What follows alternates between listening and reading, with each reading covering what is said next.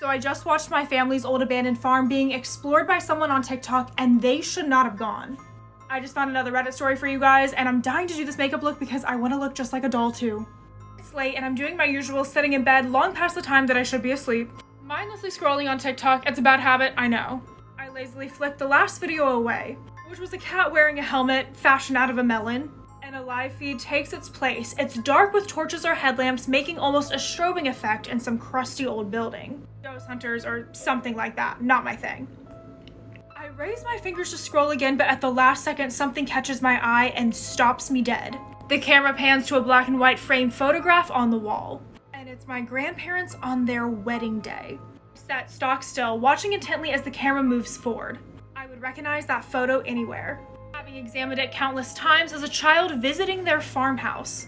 And it was my favorite picture hanging on their walls. This TikToker couldn't be at my grandparents' farm, surely. But it was true that it'd fallen into a state of despair after their passing. Abandoned Explorer 305, I take a mental note and click on their page and see where else they've been. But I can't bring myself to look away from this feed in case it disappears forever.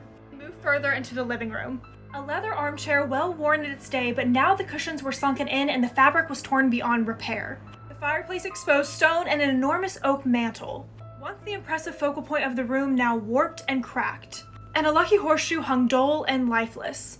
The person holding the camera is speaking. And I'd hardly even noticed because I was so wrapped up in a cloud of nostalgia and outrage at this place being invaded.